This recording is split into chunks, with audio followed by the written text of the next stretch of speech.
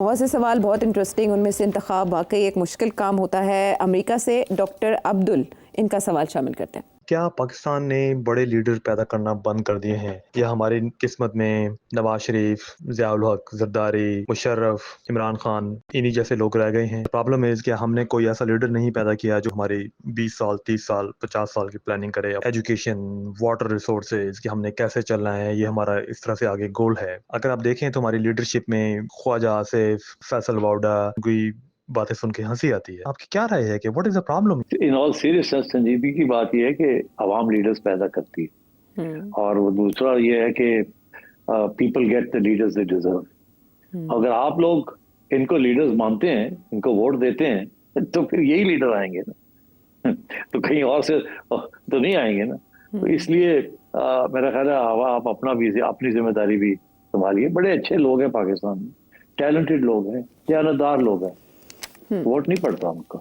अच्छा सिर साहब, अगर पाकिस्तान में बुनियादी हुकूमतों का निज़ाम हमेशा से मजबूत होता तो क्या एक जेन्युइन अवामी लीडर वाकई पनप सकता था, या आप समझते कोई ऐसा लीडर गुजरा है जिसने ग्राउंड लेवल से ही अपनी साख बनाई हो, सियासी साख? बन सकती थी, लोग थे, पोटेंशियल जिनमें था, मगर अब उनको बनने नहीं दिया या अवाम उनको तस्लीम नहीं करती। तो इसमें दो हाथ से ताली बजती है। अब जाके आप देखें कि एक जमाने में Nawaz Sharif genuinely popular leader बन गए थे। आपने देखा Imran Khan genuinely popular leader बन गए हैं। तो ये सिलसिला ऐसे ही चलता है। इसीलिए ये सारी बात होती है ना जी, टेक्नोक्रेट्स। अब टेक्नोक्रेट जो हैं, दे आर ऑल गुड, आमतौर पे दे आर गुड एडमिनिस्ट्रेटर्स। तीसरी बात आपने जो कही कि जी कोई आए और 10 साल 20 साल के अंदर ये कर दे वो कर दे, अब वो जमाने खत्म हो गए हैं 10 साल 20 साल वाले। जैसे कोई अतातुर्क आया और वो डिक्टेटरशिप में होता है, डेमोक्रेसी के अंदर नहीं होता। डिक्टेटरशिप जो है, अयूब खान 10 साल रहा, ज़ियाउल हक 10 साल रहा, मुशर्रफ 10 साल रहा, बात खत्म। और मैं ज्यादा क्या कह सकता हूँ आपने इशारों में बहुत बड़ी बात समझा दी है। अच्छा है कि आपने ग्रीन हाउस इफेक्ट की तरफ आप नहीं गए। और अब मुल्तान से हारिस अजहर का सवाल शामिल करेंगे। सेठी साहब, ज़लज़ला अफ़गानिस्तान में हो, बारिशों और सैलाब का सिलसिला पाकिस्तान में हो, हिमाचल प्रदेश में 1910 के बाद से रिकॉर्ड बारिश और उसका पानी, उसका ज़मीनी राब्ता हिंदुस्तान में मुनक़ता हो, क्या वक्त नहीं आ गया कि अब रीजन के ये लोगों को मिल बैठ के सोचें कि और कितनी नस्लों को हमने इंतहा पसंदी, जज्बाती, हुब्बुल वतनी और हथियारों की ज़्यादा ख़रीदारी पर अपने वसाइल को सर्व करना है, बजाय इसके कि हम ऑन द कंट्रेरी वही नहीं वसाइल को इस मुल्क की तरक्की, इन लोगों और इन नस्लों को बेहतर ज़िंदगी देने पे वो करें। क्योंकि सेठी साहब वो कहते हैं कि मौत तो सब पे आनी है, लेकिन क्या ज़िंदगी भी सब पर आई है? और दूसरी बात ये कि सैलाब के पानी में और इतनी मुसीबतों आफतों में ये एलीट कैप्चर और the clash of the titans है, चाहे वो ख्वाजा साहब हो या हनीफ अब्बासी हो, ये तो इनकी आपस की लड़ाई है ना, इनसे लोगों का कोई फायदा है? जी आप बात तो सही कह रहे हैं थ्योरेटिकली कि, और चाइना बाय द वे यही बात कह रहा है। ये एससीओ और ये सारी बात जो चाइना का फलसफा है कि इंडिविजिबल सिक्योरिटी और जियो इकोनॉमिक्स के ऊपर अब काम किया जाए। मैं प्रॉब्लम ये है कि एक वक्त था कि हिंदुस्तान चाहता था कि किसी तरीके के साथ कोई मसला हल हो जाए पाकिस्तान के साथ और लड़ाई झगड़े बंद हो जाए, मगर कश्मीर देने के लिए तैयार नहीं था। हमारी तरफ से वो वक्त हम भी छोड़ने के लिए तैयार नहीं थे, तो लड़ाई झगड़े चलते रहे। अब सूरत हाल ये है कि सबको इस बात का एहसास है कि लड़ाई झगड़े बंद होने चाहिए और अमन की बात होनी चाहिए, डेवलपमेंट की बात होनी चाहिए। अब प्रॉब्लम क्या है? मेरा ख्याल है हमारी तरफ से तो अब तैयारी है कि अब हमने करके देख लिया जो कुछ हमने करना था, और अब तो सूरत हाल ये भी है कि शायद कश्मीरी भी जो है वो अपनी आज़ादी की बात जरूर करेंगे, मगर इससे इधर उधर की बात नहीं करेंगे। उधर इंडिया का जो अंदर ना बहुत तब्दीली आ गई। नरेंद्र मोदी और बीजेपी का जो एजेंडा है वो तो है ही एंटी मुस्लिम और एंटी पाकिस्तान। वो पॉपुलैरिटी उनकी उसी के ऊपर बेस्ड है। ये पहली दफा ऐसे हुआ है, पहले कभी ऐसे नहीं था कांग्रेस के जमाने में। और पहली बीजेपी भी जब वाजपेयी साहब थे, वो बीजेपी जो आरएसएस के कंट्रोल में नहीं थी, वो तो फिर भी आपसे बात करने के लिए तैयार थे और मसला हल करने के लिए तैयार थे। और शायद वो अपॉर्चुनिटी मिस होगी। अगर वो अपॉर्चुनिटी ना मिस होती तो आज के हालात बिल्कुल फर्क होते, अच्छे हालात होते।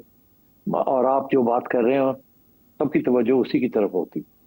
मगर हुआ ये कि बीजेपी में तब्दीली आई, आरएसएस का इन्फ्लुएंस आ गया, नरेंद्र मोदी आ गया, और उसने जो हिंदुत्व का जो एजेंडा लेके आया, वो बिल्कुल पाकिस्तान को तस्लीम करने के लिए तैयार नहीं है। यहां तक छोड़े तस्लीम क्या, वो तो उसको इस्तेमाल करता है वोट लेने के लिए। तो इसलिए अब इसका इम्कान बहुत कम है। अब जितना पाकिस्तान और चाइना और अमेरिका भी कोशिश करें कि किसी तरीके के साथ इंडिया पाकिस्तान के दरमियान अमन हो जाए और कश्मीर का कोई ऐसा हल निकाल लिया जाए जिससे दोनों मुतमईन हो जाए कि चले कुछ ना कुछ तो हुआ, वो अब मुझे नजर नहीं आ रहा।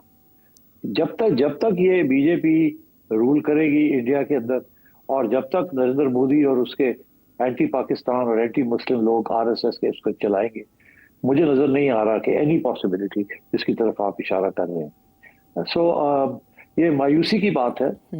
ये पहली दफा ऐसे हुआ है, मैं पहले कभी इतना मायूस नहीं था। हमारी तो हमेशा उम्मीद यही थी, और मियां नवाज शरीफ की भी यही उम्मीद थी कि जी किसी तरीके के साथ इसको खत्म किया जाए और तवज्जो दी जाए अपने गरीब आवाम की तरफ। वो भी करें और हम भी करें, ये हथियार और जंगजू रियासतें बंद करें। मगर अब आपने देखा हमारा डिफेंस बजट भी बढ़ रहा है, उनका डिफेंस बजट भी बढ़ रहा है।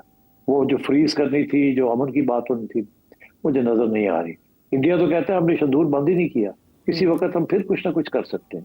और अब आप तो पूरी तैयारी करनी पड़ेगी आपको, तो छोड़ना तो नहीं पड़ेगा। तो मेरा ख्याल है it's bit late for that. It's very unfortunate, very unfortunate. अब मेरी तो यही ख्वाहिश होगी कि इंडिया के अंदर तब्दीली, अच्छी तब्दीली आए, नरेंद्र मोदी और बीजेपी की फारग हो, और कोई ऐसी पार्टी आए वहां जो कि समझे कि अमन की बात करने का वक्त है। मैं समझता हूँ पाकिस्तान तैयार है अमन के लिए। और इसके लिए इंडिया में तब्दीली ज़रूरी है क्योंकि हिंदुत्व नज़र वहाँ जा रही है। अच्छा सिटी साहब, ये अभी की खबर है कि मकबूजा कश्मीर में फील्ड मार्शल आसिम मुनीर की तस्वीरों वाले पोस्टर्स चस्पा किए गए हैं यौम दिफा पर, और उन पे लिखा हुआ है कि वो वक्त दूर नहीं जब कश्मीर आज़ाद होगा।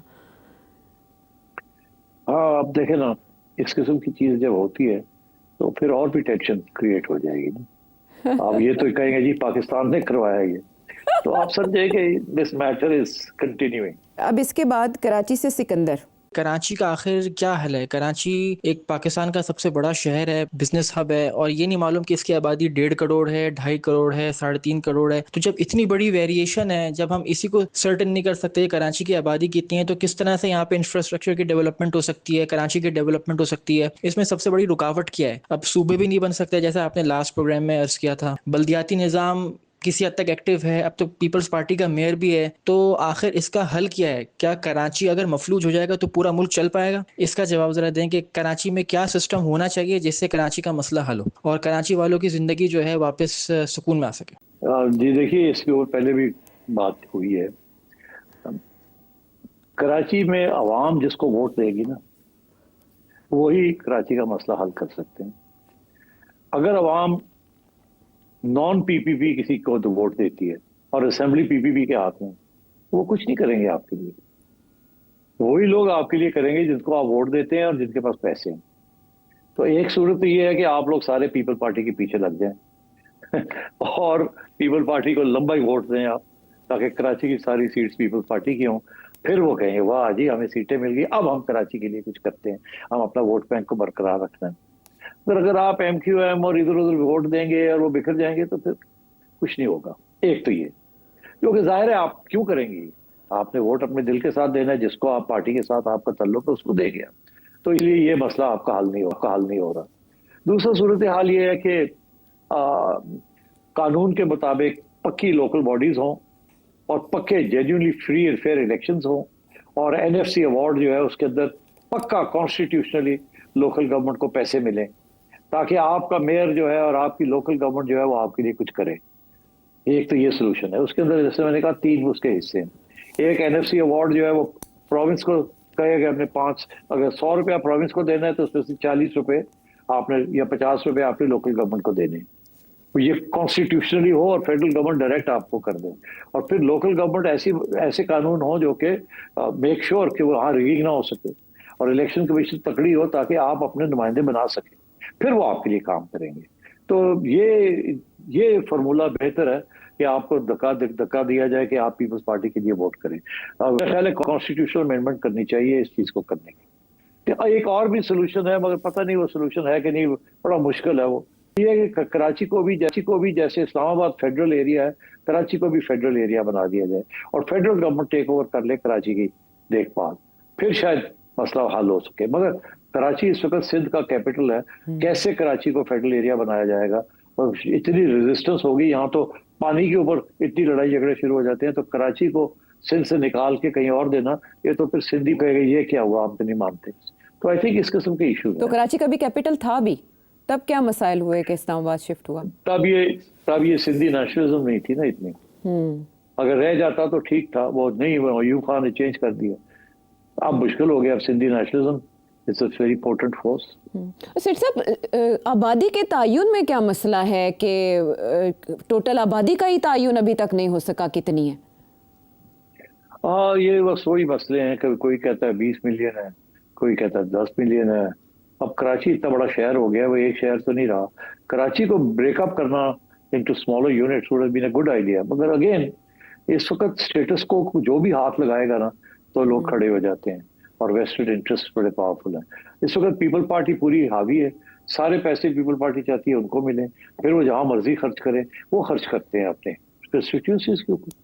अगर कराची के अंदर लोग उनको वोट डालना शुरू कर दे तो वहां भी करना शुरू कर देंगे। वहां के एमपीए जाएगा और कहेगा जरदारी साहब को, जी मुझे पैसे दें, मैंने ये ब्रिज बनानी है, मैंने ये गंदगी साफ करनी है, मैंने ये करना है।